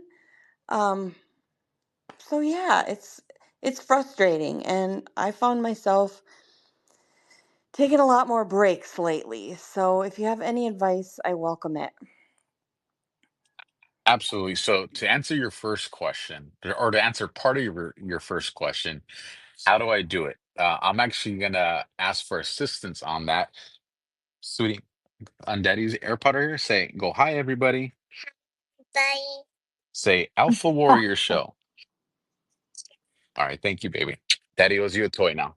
Oh, All right, so I love so it. my motivation, a big portion of my motivation comes from that little voice amongst some other little voices that are in my life. You know, I just because you guys don't see me act out doesn't mean that I still don't feel the same emotions as you guys. Frustration, annoyance. Sometimes bummed out. I experience the same stuff. I think what allows me to better control it sometimes is just the background that I come from. It's when you're in a police car and you arrest somebody, the closest jail to us was still about a 35-40 minute drive. And you can imagine, I've heard every word about me or people that I love in that. So, it's, yeah, I guess you can say I developed some emotional calluses, from that let me sustain it a little bit longer. So that definitely helps. But here's the other thing of why. And I think this is something that we all have to do, and I think that we have to do it every few months. And it's not something that I want you guys just to talk about, but get a notebook that you already have, or go get a new notebook, like a journal style notebook, and just go in there and write down this why, and then answer that question for yourself. Because in order to sustain what's being thrown at us, we got to know why we're in the fight to begin with. And when you put something on paper, you make it that much more real. And I would actually say for CPAT that's out there, I would definitely get a journal right now and start jotting down, you know, what a podcast would mean to you, what you hope to accomplish from it. Because when you start to write stuff down, you're manifesting that, you're making it real. And so the first thing I would tell you guys is understand what your why is. Because if you don't know your why, you're going to be vulnerable. The other thing that I would say is taking a break is not bad. And this is why numbers matter. The more of us there are, then the more time more of us have, that when we step away, there's other people that can carry the torch. Your mental health and, a palate cleanse of your mind is absolutely important in this information war. Listen, the bad guys that are out there, and for those that join late and are like, well, when you're saying bad guys, who are you talking about? Because we always just want to say the cabal, the deep state, because it's so easy. But there are formal bad guys that are out there. And so I'll just go through a real quick list of some of those. And by no means is this a complete list. You have the US intelligence agencies, you have foreign intelligence agencies, you have psychological divisions, you have Department of Defense, you have federal and local agents, you have government contractors, you have non-governmental organizations, what we all know as NGOs. You have foreign governments, you have foreign militaries, you have religious institutions, you have private corporations, I'm sorry, you have private contractors, you have terrorists on here, extremists that are on here, and then of course the favorites, useful idiots. All these people, depending on where you fall into their target group, have been doing homework on you, and the more influence you have, the more they're going to target you. They know who on this platform gets riled up if you talk about their kids, gets riled up if you talk about their religion, gets riled up if you talk about their political position. They know you, and when they start to see you become effective, they are going to start biting at your Achilles heel. And this is where you have your physical strength and your mental strength are going to set you up for success to deal with that. So just understand, Jojo, that when you step away, that's not a bad thing. Now, don't let them get to the point where they control where you step away. Make sure that you maintain that when you step away to take these breaks, to reground yourself, that it's being done when you want, how you want, the way you want, because ultimately you want you controlling the way you respond, not them. So that's what I would say to that. Thank you, Alpha. Thank you. And I do get nervous coming in these spaces, so I guess I need to practice more. Thank you so much, Alpha. Thank you, Jojo. Hey, Alpha, how you doing on time, my friend? I can go for about another 15 minutes, and All then right, after that, I got to eject. all right. Eject. We don't want you to eject. All right. All right. So I've got two more hands. All right, Miss Carmen, go, and then Kate, you can go ahead after Carmen. Hey guys, hey Jenny, Alpha Santi, Hello. everybody, Reaper, what's up? Kate, everybody. Look, I see Scorpio. Sorry, I had to say Scorpio down there. Um, so here's my sometimes I sit there and I sit in spaces and I listen and I think, I'm not going to go up and say anything because it might sound stupid. And I've been on this app since 2014 and, I've put in a lot of work. I mean, coming to the defense of the children was like number one and will always be number one for me. So Alpha, I want to ask this. Okay, I have we're going to be going on TV. I have a TV show that's going to be coming up. And which is a big step. We've got the magazine, and our podcast is going to be going up for American Next Live, and then the next step with Noah and American Next Live will be a TV show. We've got our producers and all these things are coming together, and I'm going. Whew. And it feels really good because the further we can reach. I mean, and we're on radio, right? AM, FM radio, and we're just trying to get everybody's message out there. It's not about me. It's not about clout. It's not about Marlon. It's about getting your message out there, right? Each individual person's message in these spaces that are real out there, so it can be heard, and so. But yesterday, I was in your show last night, and I when I heard Cash Patel and Bajino come out, and I heard that Epstein, he didn't commit suicide. Yeah, he didn't commit, and I'm going, what the what? And these are two people that I highly respect. along with my president and his administration, and I stand behind them because that is what I voted for, and I have no reason not to. Um, I'm a little confused, right? I'm just a little confused at where we're at with that and how it's making me feel. And I don't know if I'm putting it out there right, but maybe I'm No, just a you are. So yeah. let me help walk you through this. We talked about at the beginning, but still, I'm sure there's a lot of people that have joined since then. When Trump comes out and he makes this statement, Carmen, Hillary Clinton, she's a good lady. Do you think Hillary Clinton's a good lady, Carmen? Absolutely not. But Trump's saying she's a good lady. But I know Trump. Okay. When Trump comes out and he says, Lindsey Graham, gonna back him. I'll support him. Vote for Lindsey Graham. Is Lindsey Graham a good person, Carmen? Absolutely not. All right. So the point I'm trying to make, these people that we've put into office, through people we voted for and others that were appointed by the people that we voted for, they're if they came out and they did everything on face value, the bad guys would catch up and surpass them. So they say what needs to be said when it's said. That's the way it works. The Yeah, the one the one- the there's a mindset that a lot of people have adopted, and I'm guilty of this too, that we play by the rules. And playing by the rules is why our country is where it's at. Now with that, they know how to bend the rules. For example, a question people have been trying to do is I gotcha, right? I'm like, you didn't. You just got to go watch the show. Alpha, aren't psychological operations on the American people illegal? And the answer to that is yes.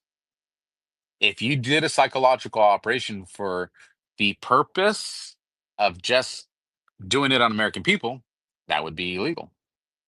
If from a government position. But I want to remind her, and if you watched the show last night, we addressed this at length. One of the things that always just puzzled me, and no matter how many times I ran an assessment on this, it always only came down to one reason.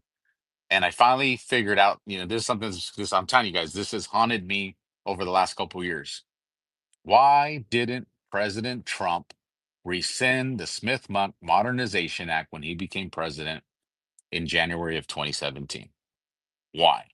And no matter how many times I have played this, no matter what perspective I've come through, there's only one answer to that, because he intended to use it.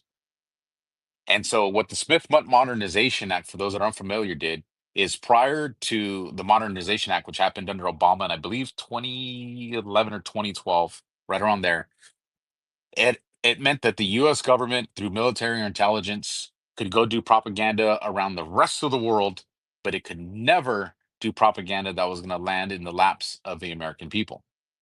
And then the Modernization Act, which happened under Obama, the argument was created, well, because of this new thing that we call the interweb, it is impossible to do that around the world and not have it impact American audiences. It's just the way the digital realm looks now, it's just not the case. And then that's a completely separate argument. But nonetheless, Trump didn't repeal it. And why didn't he repeal it? This goes back to what I said. If the board's documented intention is to misrepresent or mislead, or it's an operation against foreign actors,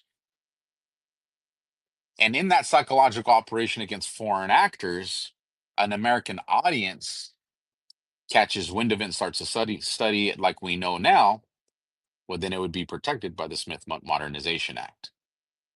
So what that means is our officials, to include our president, are going to lie. When Trump was being interviewed, I can't remember what her name is, and she said, "Who's QAnon, Trump?" Well, that was perfect wordplay, because anybody that follows Q and the boards knows there's no such thing as QAnon. That is a mainstream media adopted term. So when Trump said, I don't know, he's not lying technically, but he's also government. And one of the things that we learn in government that's part of every policy manual, from local government to state government to federal government, is omission is also considered lying when it comes to government questions. And so he knows that there was an omission there because he knows who Q is. He knows what anons are. And so we just have to understand that this psychological operation there's a reason they call it 4D chess, 5D chess, and by now we're probably to like 100D chess. There's information that's meant for our ears, and there's information that's meant for other people's ears. And every now and then, and sometimes it's multiple levels. So sometimes when we hear something, we have to understand, was that meant for me? And when you look at the statement of Bongino and Cash, and like I said, there's multiple things that fall behind it. One of the things that you can ask is, are they saying that, yes, Epstein killed himself? And like I said, I won't rehash the argument of them explicitly saying, because they saw the file, they saw the evidence, and then, Bongino's later follow-up statement to that. But there's an audience that needs to hear that part. We typically kind of judge the entire world by our perspective of things. And because all of us are on these apps or watching podcasts or listening to alternative media, sometimes we kind of fool ourselves into thinking that the mass amount, the majority of people out there are on board and recognize what's going on. How could they not recognize that? That's common sense, right? Though that's just not the case. The vast majority of people do not have the level of understanding and information that 99% of you have in here. And for the few that have kind of tasted it, they're still dealing with cognitive dissonance. All of us are still dealing with cognitive dissonance. As best you can, try to go back to the moment you had your red pill, and did you instantly just believe everything? Not necessarily. And so I would just say, don't be discouraged by this stuff. You're gonna have people that are gonna attack you and say, "Oh, you're moving the goalposts again, and you're doing this." Again, it's not about our egos. It's not about our pride. It's about the mission. And so if the mission is moving us in the right way, then I would say analyze it through that. Don't let it impact you too much. Thanks, Alpha. It's funny because although that was said, and it took me back for a moment. I also thought, okay, that was not even for me, and so I even reposted, and I always show my support for Trump and for Cash and Pam and Bondi and and Bugino, and I get a lot of backlash. Don't give a shit because I'm doing what I'm doing and I'm gonna stay on focus. But I appreciate you just that right. I mean, sometimes we just need someone to put it in perspective and just hear it again. And so I appreciate that. I've always appreciated what you do on here. I've followed you a long time back prior to 2020. And so I think that if you're not following Alpha, Jenny, and Santi, because I'm going to tell you, they put out some great stuff. And Santino is on point with them dang posts. But just follow them. Thank you guys. I appreciate it.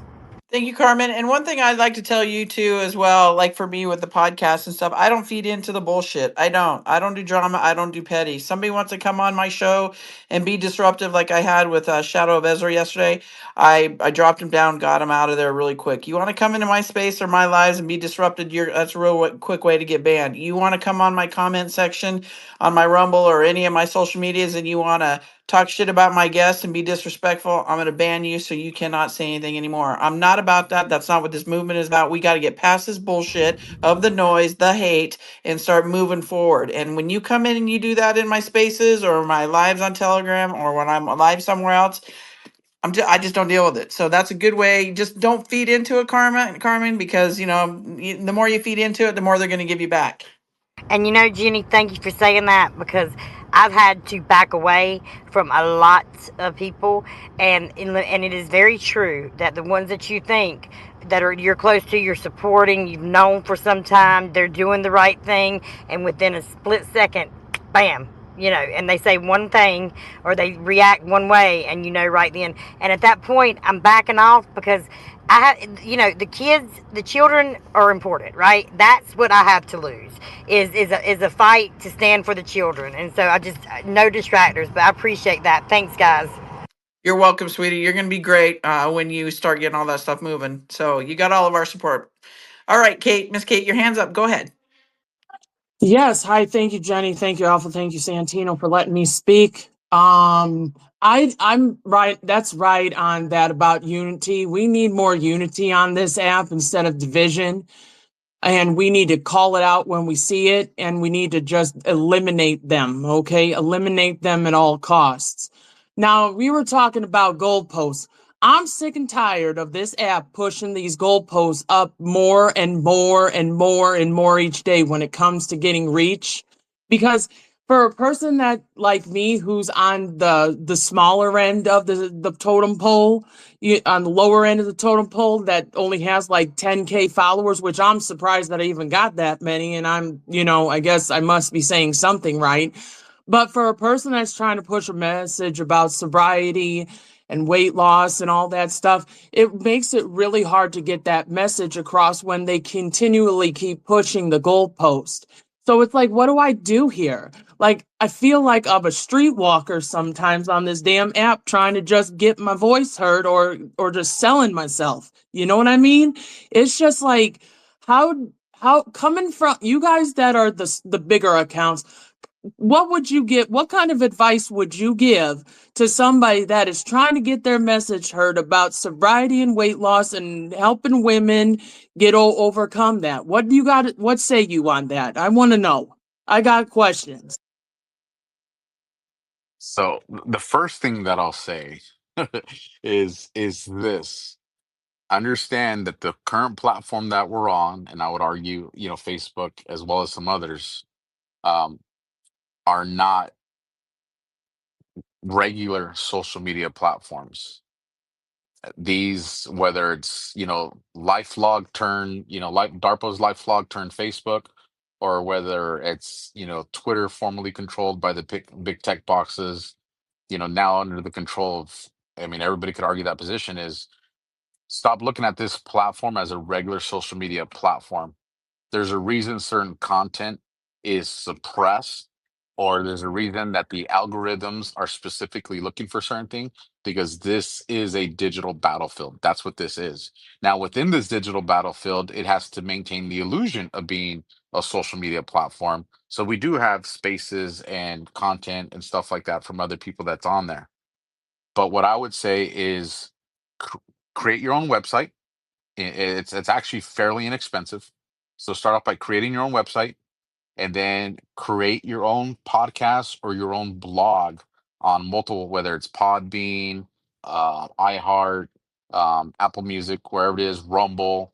You know, have those. So have your own website, have your voice on these different platforms, and then utilize this platform while it exists to gain an audience and to have people come and hear you. But look at X as a supplemental platform to where your other voice is. And this will go into something I want to talk about at the end on how to fight back for this when I do my closing thoughts.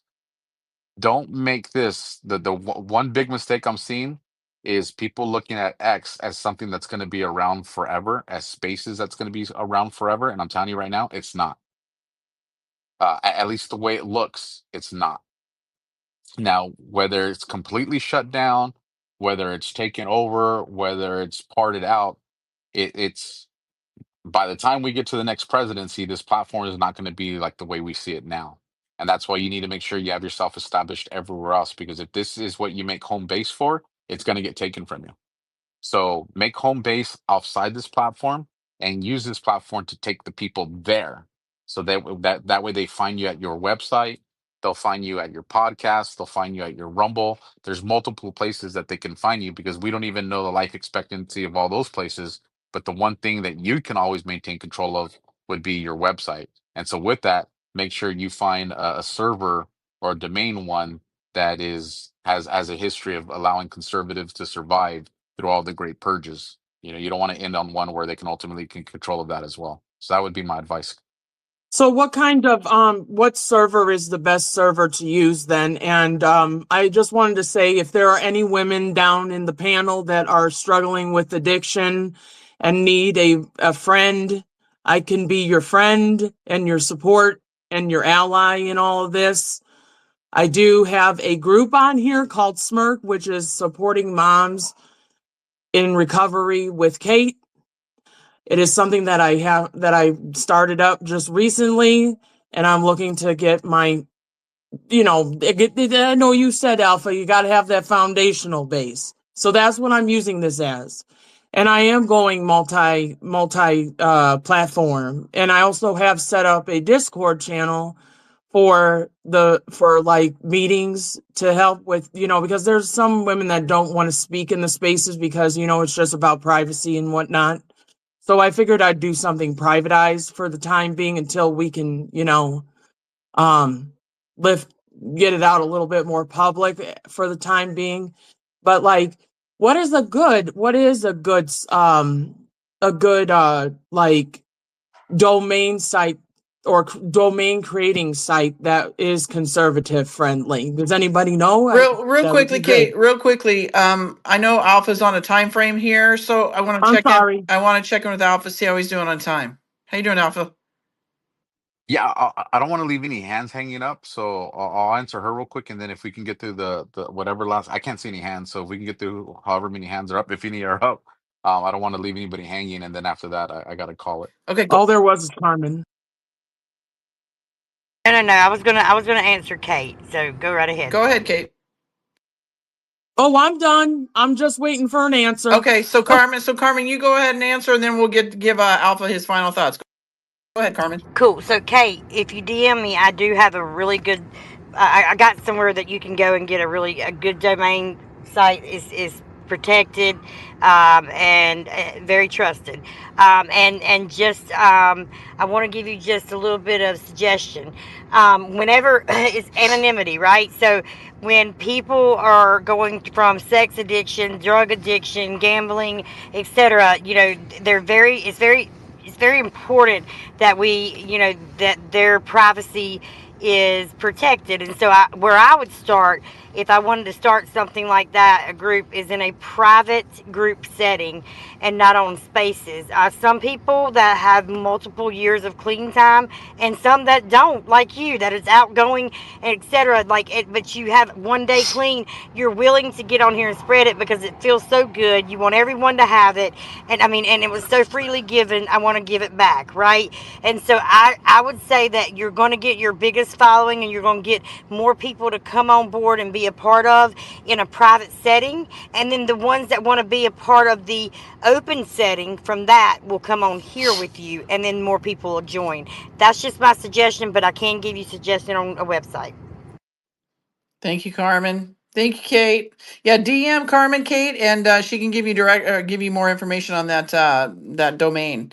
All right, Mr. Alpha, what's your final thoughts? And then Santino, go ahead. Yeah, first, again, thanks, Jenny and Santi, for having me. Everybody that came and lent us your time, I appreciate it. Um, just want to make sure that we leave, because this is a lot of information. How do we fight back? And we can make a whole space just on how to fight back. But here's three things that I just want you to to take into that. The first one is awareness is your first weapon. And we kind of went into that conversation right now through Kate's question, which was great. Recognizing this platform is a battlefield, because the second we fall for the illusion that it's anything else, we will become a casualty. So just awareness is your first weapon. The second one, control what you can. Start local, build your platform, and be as decentralized as you possibly can. So that's what I would say. The third one, and we touched on this, quite a few times. Vet your heroes all over again, and even if you got to set an alarm on your phone for 6 months from now, make vetting a part of your process until this war is done, completely done. Until it's completely done, you got to constantly revet everyone, to include myself. You never know, as much as we think we'll never be compromised, you never know how evil the deep state can go to try to compromise or leverage somebody. You can live the perfect life, but what if all of a sudden they go and they try to compromise one of your children? Could that affect somebody? And because we just don't know, the only sure thing that we can be in control of is to constantly vet the people, um, that we're listening to. And that would kind of be my call to action, you guys, is get get involved, have skin in the game that is beyond your comfort zone. We just can't be comfortable anymore. And like I said, whether it's you speaking out at church, whether it's, going and because I'm sure that this is going to apply to a lot of people in here, that you've been in a group of people that are nothing like the digital family you have on these platforms. And you're just like, man, I would love to tell these people about what's really going on with this. But then we pull back because we're cautious. We don't want to be judged. We don't want to have people not want to talk to us. It's time to get uncomfortable and have those conversations. Like that's our responsibility. If we fail to do that, the message fails to get out there. And then, like I said, we will ultimately get to that win, but it's going to cost us a lot more than if we all got involved. So the call to action: get skin in the game that's uncomfortable, not illegal, because there's some clowns out there that want to misrepresent. You can have skin in the game in a very legal way that's still uncomfortable. And that would be my challenge to you guys until the next time we talk. Thank you, Alpha. All right, Santino, anything for you? You know what? I want everybody to know that, in this thing that we're in, you can't have one foot out, one foot in. And why I'm saying that is you have to be all in or all out. But you need to know this. You are not alone. We are all here for you. When you're down, we're here for you to bring you up. When you feel sad, when you're questioning something, if you need advice, we are all here for each other. We have to understand that we are one big family. And Alpha is correct. We have to continuously vet right till the end. So I make it a point to take care of myself mentally and physically. Right now, I'm at the gym. I'm on the treadmill. I'm walking. I'm doing something. I never forget about my spirituality, who I am, where I came from, who I am as a person. What am I bringing to the table? And I always remember those things, but I still take care of my health. And when I say health, not my physicality, my mental health. I want to remain balanced because there's those times where you feel like you're cracking and something's not right, and then it gets worse. It's a perfect time to step back, regroup, put that head back on that swivel, and jump right back in. But when you jump back in, remember both feet, not one foot. It shows, and that's when people start to trust you because they're wondering why are you back and forth? What's wrong here? And we trust you. So just remember that we are here together. You need help, questions answered, advice. We are all here for each other, and that's how it's supposed to be. No one's, but like I said before, no one is better than anybody. We're all equal. Jenny, thank you so much for having me. And Alpha, I just love you, Alpha. You're just a great, great, great person. Thank you so much. I'm glad to call you both my friend. Thank you, Santino. And take a deep breath. Bless your Shit, heart. man, I'm running here. I'm running here, man. I mean, you sound great, but thank you for that, Santino. And Alpha Warrior, once again, thank you for coming on here. I absolutely adore you, appreciate your work. I'm gonna get you back on. I love what you're bringing to the table. So everybody, if you're not following Alpha, Santino, Carmen up here, guys, check them out. A lot of great speakers, a lot of great information, and just solid, legit people. They're gonna give you hopefully what you're looking for. They're truthers, and with that, everybody, come back here at 9 p.m. Eastern Standard Time. We're going to have Silk from the Diamond and Silk Show on. She's been on a bit of a hiatus, but she's back. And if you've been in my spaces with her, it's a comedy show. She is a hoot. So come join us over here at 9 p.m. Eastern Standard Time, everybody. And then Alpha, with that, we'll get you back here on we'll get you back on the show. Are you down for that? Always. All right, awesome. All right, guys. Oh, FYI, MJ Truth is going to be joining the Revival of America, so watch for that, everybody. I'm tying it up right now with MJ to get time. I think it's going to be next Wednesday over here on X Spaces. So watch for that. He is another one. If you're not following him, guys, he is great. He was on Liz Cochran's Crokin's Space the other night, and he's just another one that just speaks the same language that we do. So he will be on here next weekend or next Wednesday, excuse me. So I'll let you know what the time is going to be on that. So with that, everybody, have a great weekend. If you want to come to my Telegram live on Friday, we'll have Field McConnell. He's the OG original whistleblower for 9/11, Serco, SES, MH370. I mean, you name it. He'll tell you whatever you want to know on that, and that's gonna be 12 p.m. Central Standard Time over on my Telegram page, The Revival of America. So with that, everybody, if I don't see you on any of those, have a fantastic weekend. It is Memorial Weekend, and let's see what May 26th is going to bring. That Trump keeps bringing to attention. This is the start, right, Alpha, of the 250-year celebration, right? This weekend. 26th, I think. Memorial Day, right, Alpha? He can't speak, but yes, it is. I think he left the Yeah, it building. is, everybody. So with that, everybody, God bless. Have a great weekend, and we'll talk soon. Thanks, Santino. Thanks, Alpha. Love Love ya. you too.